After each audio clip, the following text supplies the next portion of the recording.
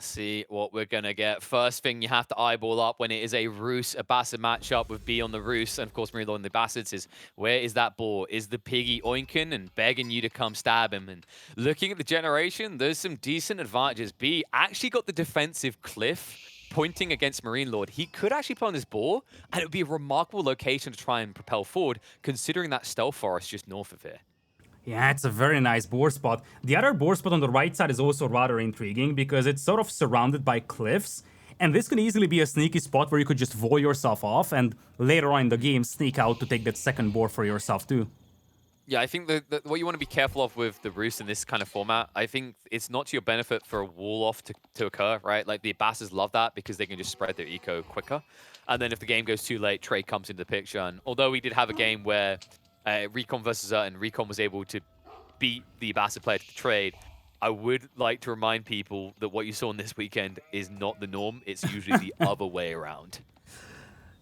Yeah, it's an intriguing point. You don't want to drag this game out with the Abbasids, but I think the intriguing aspect of that second board is not even in delaying the game with those long walls and then taking the board. It's more like a pocket eco style approach. It could be a very safe type of pocket eco.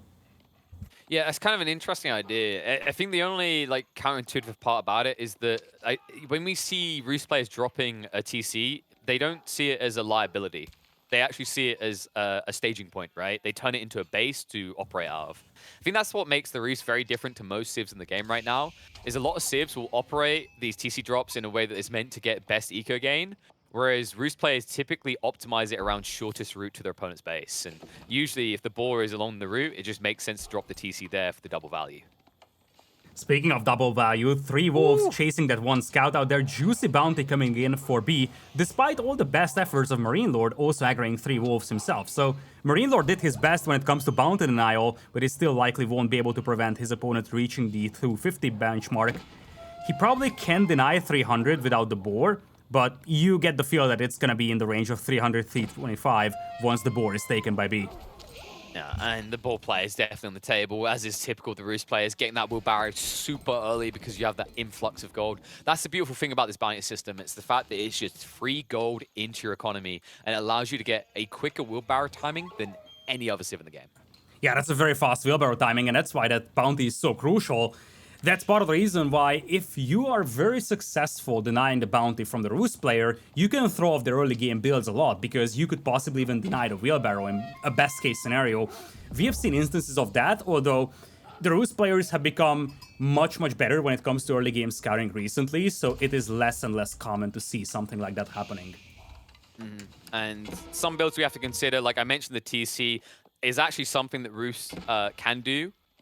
But sometimes we see players choose between that and ball. B has been one of these innovators frequently going for the TC board drop. A few other players have been doing it as well, but I think he's been the most consistent. So he does get this ability to unlock that better resource gain on the ball with this sort of positioning, but he also gets the opportunity to keep up in eco boom. And I think that's the build I'm expecting here. The question mark on the other side is whether MarineLorD, seeing that, will choose to go 2 TC's castle or opt into a free TC spread. I could definitely see the free TC working considering the map generation on his side. Yeah, he's definitely gonna go for 2 TCs at minimum, and I think his third TC will depend on what he sees from his opponent with his scouts. He's got 2 scouts, so he's gonna have great vision on the moves of B, and he wants to see how aggressive B is going to be, how many production buildings we're seeing from the Roost player in the first 1 or 2 minutes of Feudal Age, and then decide whether he can afford to be greedy with 3 TCs, or whether he needs to be a little bit more cautious and just operate with 2. That's a lot of Cs. And a lot of Cs in different ways as well, right? Like, it's not just about the TCs, it's also the vision factor around that central stealth forest. I actually want to see MarineLorD park a scout around that area near the ball, because also, if there is an extension on there from B, it could turn into a proxy base. You want to have early warning that. It's one of the big threatening factors of Lipany, is high-level players are remarkable at utilizing that stealth forest. Indeed. Speaking of forests, though, a lot of lumberjacks for B. It's a clear-cut second town center play from him, piling up the wood he needs for it. He's going to start buying stone very soon. And I guess, as you said, the big decision point is where exactly that second town center is going to be placed at. You get the feel that B, as you said, he usually is rather aggressive with his town center placement. So, as Vodka is showing to us, on the front, close to the board and the berries, is a prime spot. Well, here comes the pull. I would expect him to just pull it close to that wood line right? And then you can, some people go for the hunting cabin, but in that situation, you just get the TC. You can start gathering wood there as well as the boar. I think that's the more optimal thing to do. Like, keep in mind when you want to do this TC drop, you want more than just the boar. Otherwise, you're building villages and you're not getting anything additional. It looks like he is going to opt for the berry, so a little bit more defensive than maybe I originally would have expected. Is he even going to yoink a scout on the way as MarineLorD tries to get a bit cheeky and decepting? Nice round on the board. He also has 10 villas around, so it's a little more difficult to lose one here to the scout and the board. A nice micro keeping all of them alive. Yeah, he's just kind of screwing MarineLorD. He realizes this is the final scout, so if he gets an opportunity to pick him, he'll take it. Like you saw, he kept peeling 2 villages off to invite this scout in. The idea being he could actually surround him afterwards and take him out. Yeah, looks like MarineLorD is going to stick to this one, trying to snipe the villager, but he has to be careful. The villager is going to be pulled. Oh, that's a low HP scout, though. Ooh. I mean, that was really smoothly played by B. Min maxes. Meanwhile, his other 2 scouts on the other side. I think one of them actually got trapped up against the stone outcropping. Whoopsie. I think he got trapped in the body of a villager, actually. Yeah, I think he is. He's actually trapped in the body of a villager. This is like one of those horrible situations in a movie where they they anchor 2 people together, right? They chain them together and say, and they just throw a knife in and go fight, right? We'll let you out when one's dead. Oh, that's rough when that happens. Looks like he did get away with it, though, miraculously. Yeah, looks like it. First horseman out, though, and that's low HP scout, so you would expect at least 1 scout to lose his life in the coming moments with that first horseman out. And indeed, here it goes. Even a bit of a body blocking in play. What? Nice pick off. What the... The attack speed got increased to stop stupid moments like that occurring. Did you see how far away that melee attack was? Like, I don't think he struck him with his knife. I'm pretty sure he threw a throwing knife. I mean, it's possible. It's possible. I mean, I'm a Modern Warfare 2 kid, so I have to stop myself from making a Commando reference because I have to remember we're in a strategy game here. I'm not sure how many people would even get that one, but I think what they will get on board with is TC extensions, especially a luscious and delicious one like this. Look at this, berries, deer, gold all on one screen, and in a fairly safe area, because when you look to the south side, you got that stealth forest and a choke point that should be hard for B to emerge through. Yeah, this is a juicy spot here for that second TC. And I love how it's actually closer to the gold than it is to the berries, because you're gonna need a mill on the berries anyways. Might as well place that TC closer to the gold so you have a backup gold to work with. And you can see he's hard on the stone, so it's going to be a free TC build we mentioned as a possibility. You just have to, right? When you see that B's gone for 2, you need to outdo him. I mean, you're in a B might go for 3, actually. Look at the wood count. Wow, dude, I love this. He would. I've seen him do this before. He's going for it. On the other board. He actually does this a lot. He does it on high view, especially, all the time. I'm actually a little bit surprised he's being so gluttonous to do it on Lipany, but he gets to because he scouted MarineLorD on that stone, going for a 3rd TC himself. Very passive beginning, but look at this. He's going to escalate this rather swiftly. He's going to start popping out some knights, and MarineLorD actually finds this with the horseman. Yeah, but it's 1 horseman. Like, you can actually just kill him. You can actually just pull back, bait the boar onto him, and kill. Even without the boar, this many villages will beat 1 horseman. Yes, they do. And there's the second TC indeed. This could be delayed a tiny bit, especially with some weak villagers nearby, but... Ooh! The scout goes down. Scout goes down. It's good value. Second horseman's coming. I mean, you just have to hard commit and pinch. I think you actually have to go for the build-up now after you kill this first horseman. Second one, you just can't take on. Yeah. Although he might be waiting for his knight to arrive. Well, looks like he's actually not even going for knights. He's going for the horseman, which I don't mind here. Like, he doesn't have gold gathering. This was going to be maybe some of his gold gathering, but he hasn't been really gathering any at home. Looks like he might have pinched him here. A lot of damage coming out. This is what I was waiting for. Like, when you grab the horseman like this, you can do a lot of damage, but the price is going to be high. A few villagers are definitely going to die here, and a lot of idle time achieved. Yeah, and the key thing is that this DC is being denied right away. Look at that. Villager count down to just 4 here. This DC might be denied altogether, actually, KP. I mean, the horseman finally arrives. He just has to commit, right? You need to hold the choke point with your horseman and build this. Like, you can't fight anymore. This is the issue, right? It's that snowball factor. At 10, villagers do a lot of damage, but as they snowball, like as they trickle down to 8, 7, 6, like you're noticing a clear difference, how easy it is for the horseman to get bang for buck. And B, as a result, will pull a second group of villagers, will get what he wants in the end. He even gets the surround, and that should be the end of MarineLorD's mischief. That's at least good value for those villagers. He lost a couple, but he's still only... Actually, he is ahead by a villager. At least he traded those villagers off to something. He got some value, picked off some of the horsemen, so it wasn't a complete disaster for him. In the end, we'll have the 3rd town center up, just like MarineLorD. And we'll also have a quicker tech up timing for B. If you think about what's happening here, he's gathering double ball. Those food gathering rates exceed what berries are capable of. This is pretty problematic for MarineLorD because the difference is that the Roost can rush up their tech timing, the Abbasis cannot. So MarineLorD's at risk of being 1.5 minutes behind B on the tech time. And the escalation potential is massive here as MarineLorD chooses to go for a 4th TC, but feels overly greedy. Because B will just get the relics. As you said, he's gonna rush castle, but it's not like his eco is gonna be weak behind that because he can get the relics rather easily and then turn all those resources that he's getting from the boars and the relics into just a massive flood of horsemen and archers, apparently. It kind of feels like MarineLorD is just accepting the fate of the map because if you look at the generation, like these relics do seem more easily obtainable for B.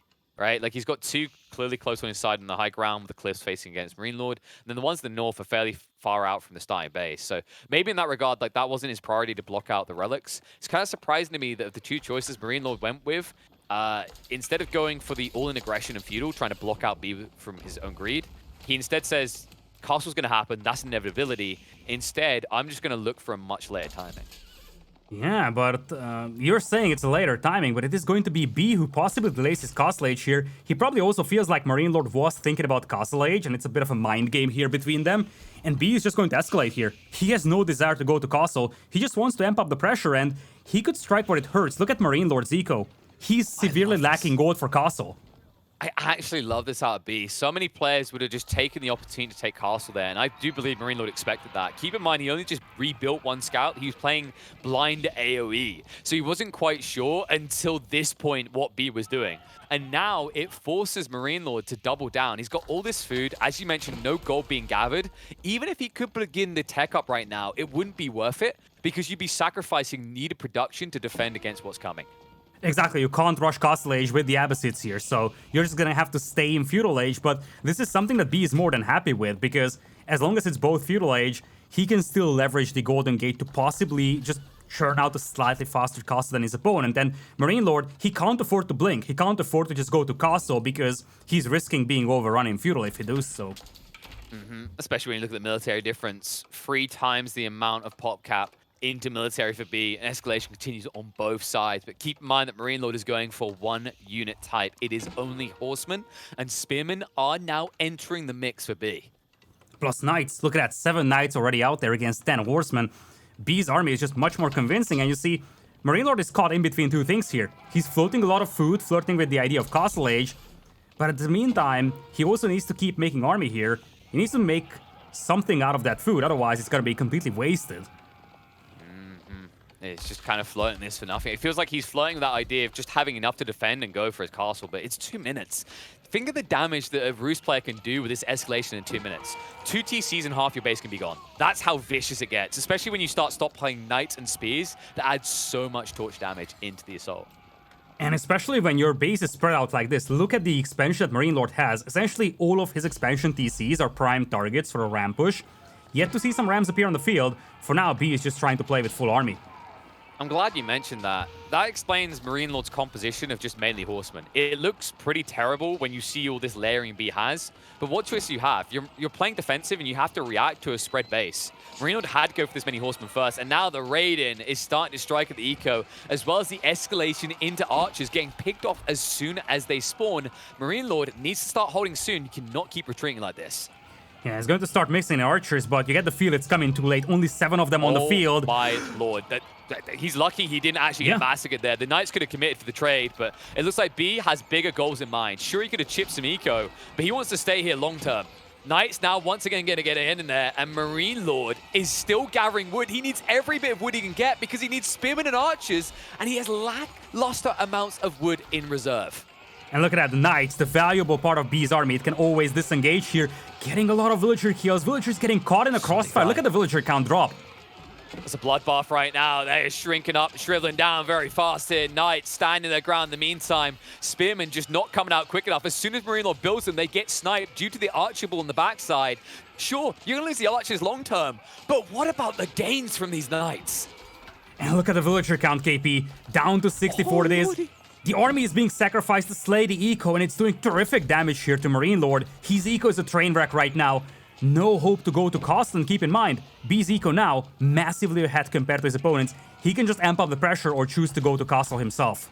It's going to go from train wreck to train explosion at this rate. B, of course, has a second wave coming behind this. The Archer Ball is suddenly starting to stockpile up for MarineLorD, but he had to sacrifice all of the horsemen. He has limited spearmen, and the knights are once again unanswered. Pristine maneuvers by B to ensure his premium unit throughout all of this is still the solution to unlocking the win. And he keeps all those knights alive. He's still at 9. Really good value. More archers than what MarineLorD has. Plus, of course, 9 knights on the field. Ready to punish villagers as well on these expansions. That's what I was waiting for, right? Like B, if he keeps these knights alive, if he slowly extends that number, he can start peeling off 1 or 2 here or there and shutting down your economy elsewhere. Basically just playing the French. And that's the frustration right now from MarineLorD. That's why he kept going horsemen. We mentioned that flexibility to react. Now that he's doubled down on archers, he no longer has flexibility. He has to win a fight in one location.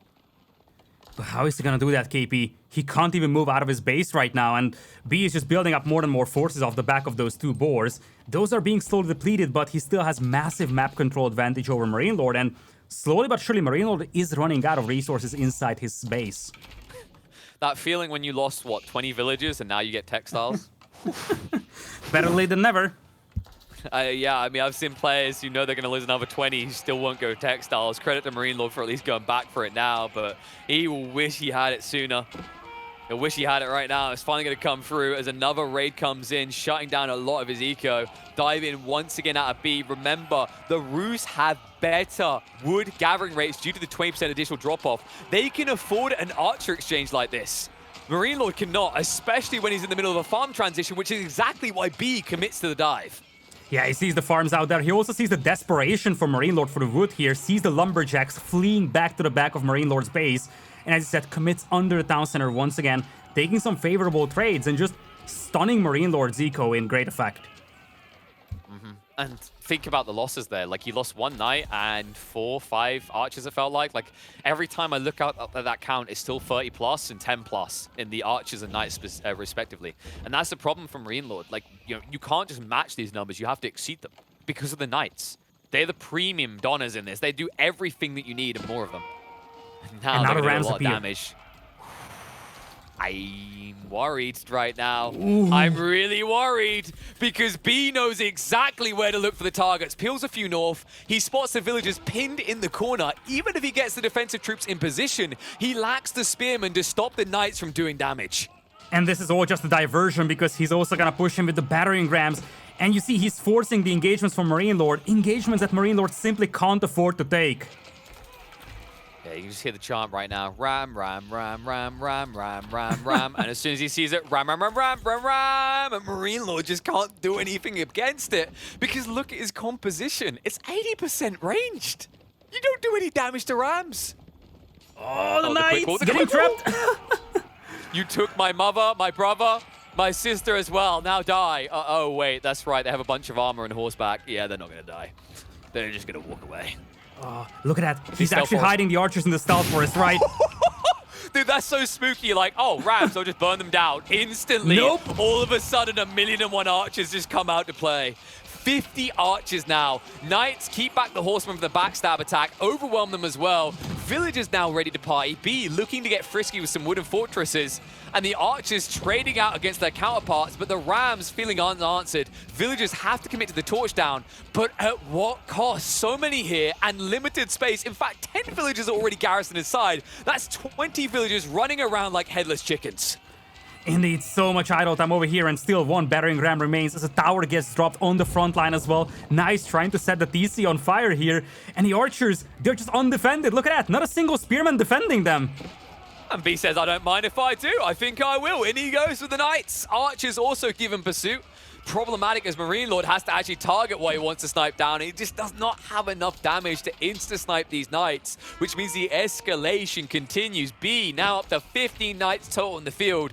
Archers feeling unscathed as these fights continue on. The TC looking anything but here. MarineLorD about to lose his eastern side eco area, and the wooden fortresses will keep him out indefinitely. Such a crazy game here for B, and look at that, he's coming in to punish once again so many exposed villagers, and MarineLorD struggling to keep his eco intact, and B crawling up with even more towers. Imagine you're in this situation. Imagine your back is up against the wall. You're up against a lot of archers, and you're like, Phalanx will save me. I mean, that's where we're at for MarineLorD. It does not look pretty what he's trying to do to recover here. Not at all, and look at that, tower is now right next to that House of Wisdom, and this poses a new threat. Suddenly the landmark victory condition doesn't even feel that far away for B. Nah, especially with the Knight count almost escalating up to 20 now. The torch damage that they can add in is lethal. And the Wooded Fortresses are the solution to all these soft, squishy units. Because remember, the Abbasis cannot get anything heavily armored at this stage. Indeed, and that's what B is playing for here. Archer trades once again favoring the Roost player, especially with those towers being nearby now. And you see, Ram is going to start knocking on the doors of that House of Wisdom while the villagers still running for their lives all across the map.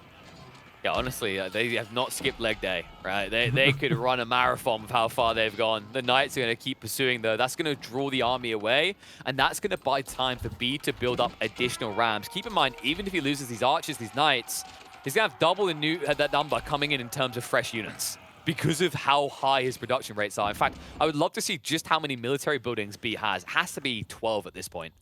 A lot. Look at that. He's even yoinking the berries away from MarineLorD. MarineLorD is going to starve for resources so badly very soon. Okay, it's 12 of what matters. He's got 3 Raxes as well, but as we know, the Spearmen have not really been needed in these last several fights. So 12 military buildings producing what he needs, and you could feel that impact. You can feel the wallop that MarineLorD is taking right now. Eco-wise, he's still staying somewhat competitive, right? 129 to 116, but it's the damage along the way.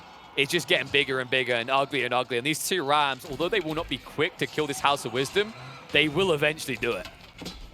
Indeed, it takes some time, but it's a threat. It's a threat that MarineLorD needs to negate, because if that goes down, it's only the town center that he started with keeping him in the game. Looks like the TC Fire will pull back B for a time being. MarineLorD actually looking to break out here. Archer number is now favoring him, but still no answer to those Knights. Yeah, that's the problem. It's the Knights. It's always the Knights. The number I'm looking at matters. If he can't get them down to single digits, he's always threatened and always on the defensive. And the importance of this House of Wisdom can't be understated. It's not just the fact it puts you down to 1 landmark away from dying. It's also the fact that you lose the 15% gathering rate on all of your resources. If you're struggling to compete with B now, what happens when that 15% gathering rate disappears? Yeah, that's exactly it, and now B is committing under the TC once again, trying to focus down the Spearmen, allow the Knights to push in deeper and deeper. Knight numbers still at 12, Archer numbers though dropping for B rather rapidly. Yeah, but it's a trade just to get through again. Look at the Knight count, still up at 12. The Archers have to keep retreating, and once again, buying time. Rams are doing some serious damage. That House of Wisdom is about to go on fire. Yeah, it's gonna be on fire. MarineLorD knows he can't defend this, but he's taking some okay-ish looking trade here. The question is whether this is sufficient, and you get the feel that the answer is no. He's just losing too much himself, and as you said, sustainability is on the side of B by a massive margin. I like this detail by MarineLorD. The Archer count has gone down a little bit, so now he's going to the Camel, but this is just baiting him because look at what B is doing. He's teching up. MarineLorD had the right read when he sees he's getting Archer advantage, but he had the bad read due to the lack of information. Remember, if you check the vision from MarineLorD, he's been playing blind AoE for several minutes now. He's going to lose the House of Wisdom as well, just when B is going to reach Castle. Oh, it's so painful right now for MarineLorD. I mean, that isn't just like spitting in your eyes, that's also taking a whiz in the wound. Like, MarineLorD is feeling the sting right now. The fact that you lose the gathering rate and the tech up comes through at the same time, oh, that stings. And think about it this way. Even if MarineLorD wanted to catch up in Castle Age timing, he can't. He lost the landmark he would need to use to do so. He's forever stuck in Feudal Age. Unless he can get rid of this army entirely, but time is running out for that. The Knight upgrades are coming through soon. Also, Military Academy prep by B. I love this play. Look at his food income. He can afford this indefinitely. The only thing stopping him from winning is the fact that they're kind of on mutual footing in terms of military count. Now, with a 25% increase to production speed, he's going to exceed the Abbasids and plow straight through them. Castle Age upgrades finally finishing over here, and the Knights will now commit here. Archer's not veteran just yet here for B, but he still feels like he can commit, and he's probably right about that one. Tech advantage now massively on his side. He is here to finish the game, KP. Yep, and he's primed that upgrade now. He was prepping Undermesh originally, changed his mind. Even with double the count, it feels irrelevant. MarineLorD is now starting to feel the pain. Sure, the knight count is down to 10, but they're so much more effective with this upgrade. Ram, in the meantime, is getting through the TC. Farms are inoperable. Look at the income right now from MarineLorD. He has all this gold, but zero use for it. This is how long this has been going on. That gold has zero use in this game. He's got every upgrade he could even think of that could get him back into this game. And with the TC possibly going down here, it's just going to open up more options for B when it comes to aggression. Looks like he's trying to keep it alive. I mean, just look at B's food right now. It's almost like he's just playing with his food in this situation. He's ready to gobble up MarineLorD at any stage. All he has to do is escalate the military production buildings. If he goes up to 20, the amount of troops that could be in MarineLorD's base, he'll have no answer to. Oh, looks like knights are slowly disappearing from the playing field God. here. Yeah, MarineLorD. but the archers. The archers got upgraded now, and look at the archer count. They're neck and neck at this stage. MarineLorD will not win this fight, and look how confident Yoink. he is. Oh, so this relic, I don't want you to get any ideas, MarineLorD. I took away the House of Wisdom, but don't ever think that you can tech up. He could even try a sneaky Wololo here as his opponent is distracted. Looks like MarineLorD is going to stick to this one. Look at the archer numbers, KP. Those are actually slowly swinging in the favor of MarineLorD. He's coming in for repairs. Look at the tech numbers. Look at the tech numbers. B, MarineLorD will GG out. B was actually in the middle of an Imperial Age tech up. That's how far ahead he is. MarineLorD finally clocks it. And he says, I'm done with this game. GG gets called. B will take the lead. I would love to know what went through MarineLorD's mind for holding for 20 minutes and then suddenly just deciding to tap out. He didn't see the Imperial Age process of B, but it was awkward because it felt like, at least from an outside perspective, that, you know, he just repelled the first push. Sure thing, there was a next wave being prepped behind that one, but he sent out villagers to repair the House of Wisdom. I'm actually somewhat puzzled why resign now. Why not 5 minutes sooner, or why not play 5 more minutes? It's a little puzzling to me. Not sure if you have an answer to that, KP.